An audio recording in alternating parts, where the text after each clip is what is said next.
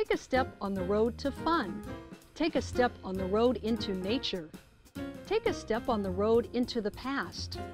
Take a step on the road to sharing powerful stories. Take a step on the road to experiencing big ideas. Take a step with Humanities on the Road as speakers from the Pennsylvania Humanities Council take you on a journey through history, literature, the arts, and the world around you. Learn more about Humanities on the Road and discover why the humanities are important to you at humanitiesontheroad.org.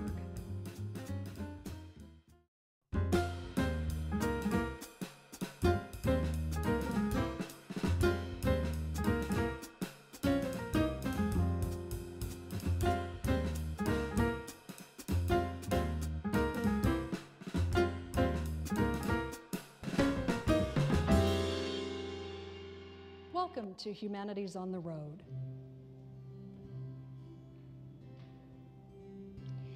Today we're at the historic Pump House in Munhall, located in the Rivers of Steel National Heritage Area. This was the site of one of American labor's bloodiest battles, the 1892 Battle of Homestead, between locked-out steelworkers and the Pinkertons.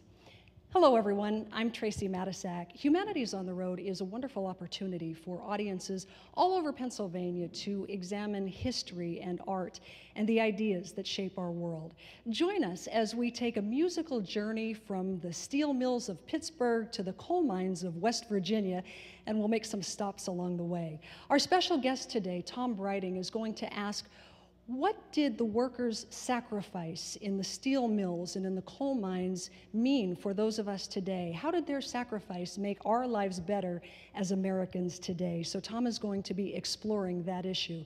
Tom Breiting is a nationally acclaimed American folk songwriter and recording artist. He has performed in venues from Times Square to Ventura Boulevard. He grew up in Wheeling, West Virginia, and he's lived in the Pittsburgh area for more than 20 years now.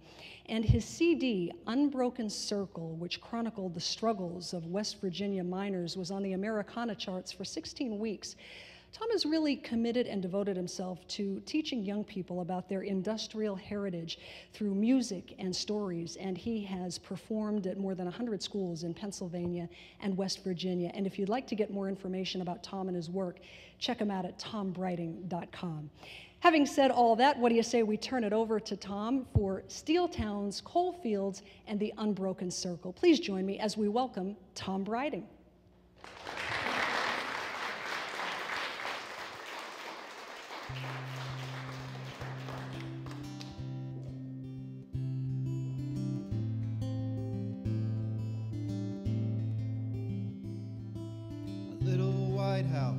On 7th Street, 6 feet from the armature factory.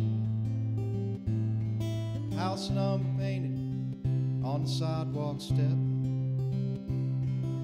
My youngest brother, not born yet.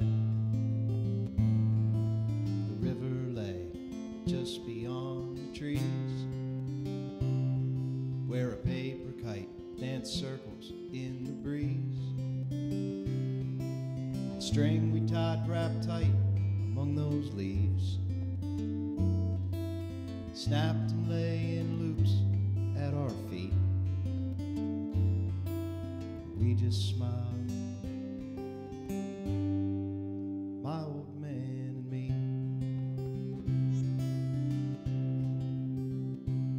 My folks bought a place up on the hill. I don't live with them no more, but I go there still. In my mind sometimes it seems so far away.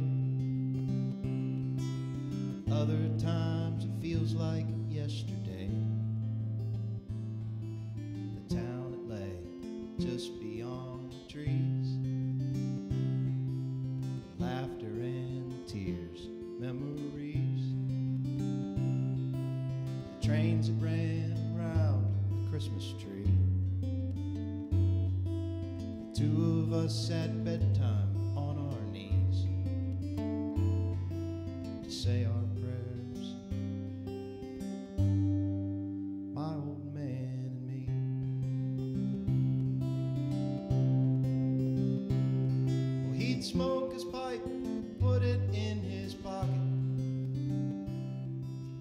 I'd watch the smoke rise right up from his jeans. He'd curse and yell, tell us boys to watch him.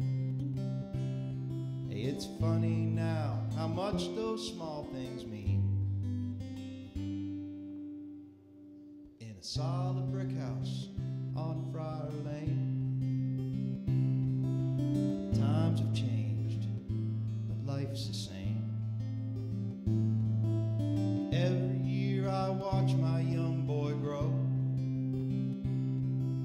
I try to raise him right, but I don't know. Tomorrow waits just beyond the trees, and all those who came before us fallen leaves, side by side in the autumn breeze. I look down at him, he looks up to me.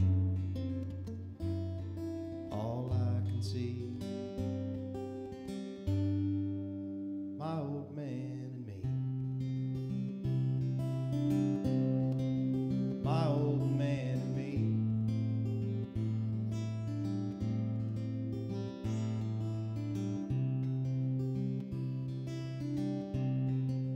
My old man and me.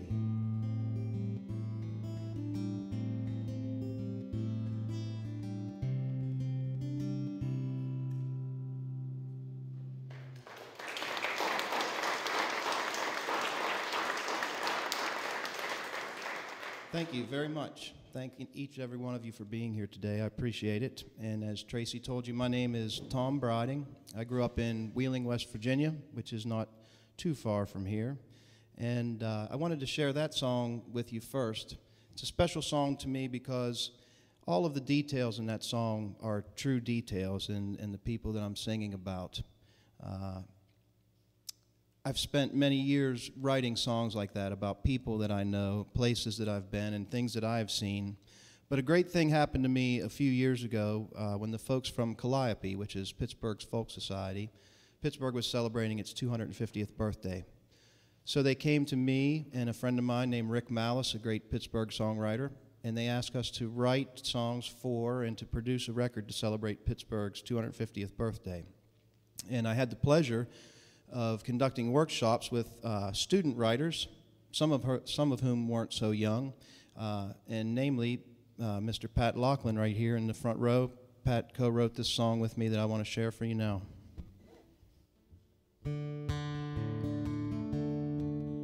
On the south side flats of Pittsburgh, there used to be a mill, and the workers climbed the stairs to their houses on the hill.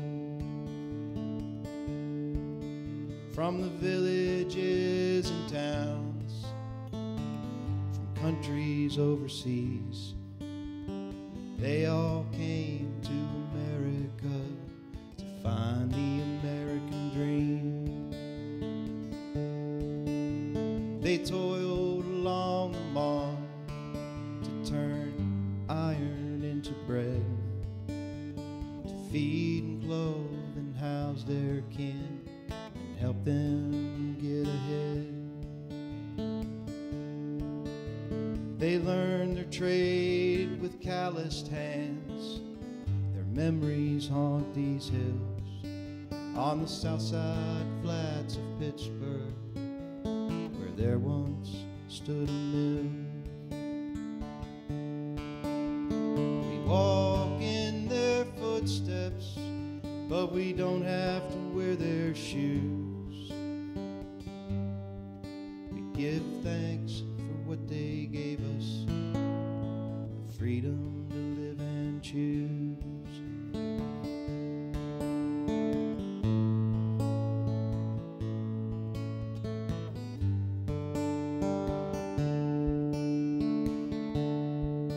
And on the bloody sands of Omaha,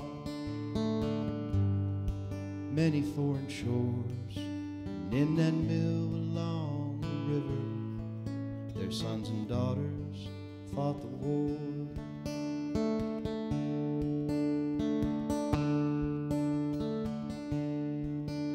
From these villages and towns, they found victory overseas.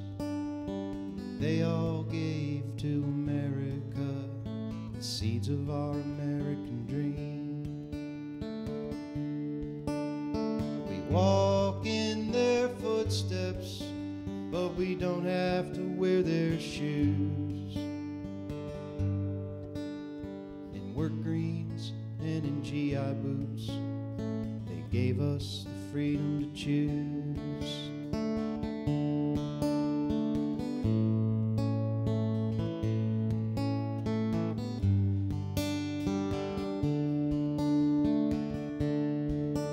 In the Edgar Thompson Works and the mighty J&L, 7 days a week they stoked those kilns of Pittsburgh's fiery hell.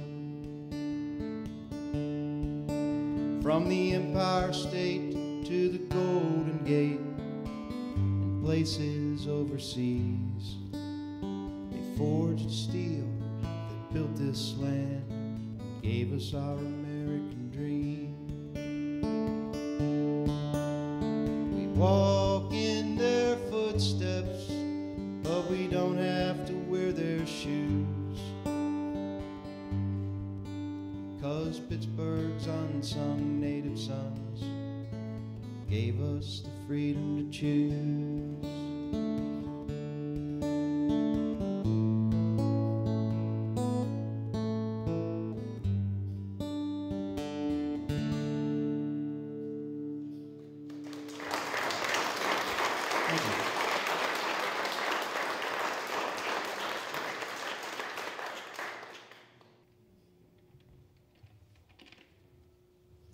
I was so lucky to be asked to visit the Edgar Thompson Works.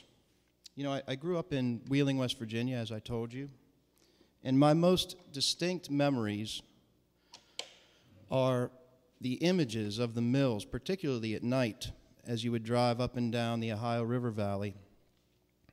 I would see, particularly in Mingo Junction, the mills would burn so brightly that from the Ohio side of the river, and the Ohio River is very wide there, at nighttime you could look across the river and almost count all of the trees on the hillside on the other side of the river. And those images stayed with me for so long, but I never really knew what was going on in those mills or how they made steel until my friend Jim Zamiska became a foreman at U.S. Steel at the Edgar Thompson Works for the blast furnaces there, and he invited me to spend the day. It was an incredible experience, one that I think some of you have lived through, but some of us have not seen before. I just want to tell you about my day. First of all, we had to walk out onto this big catwalk, and you could see about 3 or 4 stories below you, so it made me a little bit nervous. And then a big train car came rolling by, and the train car was carrying the iron ore to make the steel. The first thing they have to do when they make steel is they have to melt iron, and iron doesn't melt easily. So they melt it in a blast furnace. Well, the steel from the Edgar Thompson Works, or the iron rather, they still get from right here in this country in the state of Minnesota. It comes from the Mesabi Iron Range. And the iron ore was in hopper cars, and the doors to the hopper cars are on the bottom. So there was a man opening the doors to the bottom of the cars. All of this iron ore rushed down through the rails into rooms that were below us where there were some conveyor belts and bins and so forth. On the other side of the platform, there was also a load of train cars, hopper cars, carrying this, which is coke. But they emptied the coke the same way through those doors. And then we went downstairs and met the Edgar Thompson Works, at that time still a pretty primitive mill. So they still had a man who was in charge of sending these materials up into the furnace. They called him the Larry Man, and his job's important because they have to keep the temperature just right in the blast furnace. When you leave here today, you can look right across the river and you'll see one of the most famous blast furnaces in western Pennsylvania, the Cary furnace. So they send up these materials.